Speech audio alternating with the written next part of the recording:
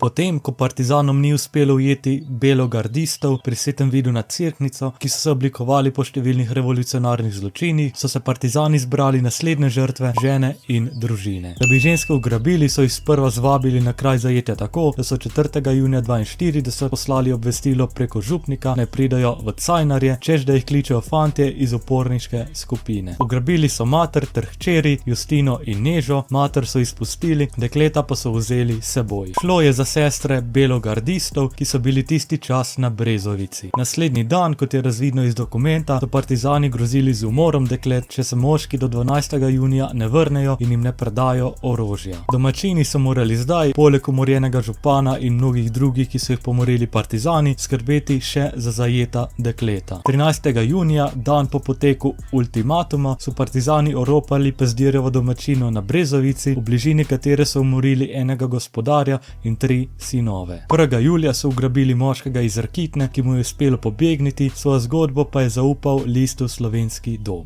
Napisal je, da je v taborišču v Iški videl ugrabljena dekleta, da so bili v taborišču pogoji zelo mučni, saj so jim nenehno grozili s smrtjo, dekleta pa so morali partizanom prati krvavo perilo. Kmalu zatem pa so partizani svoje grožnje opustili in dekleta spustili.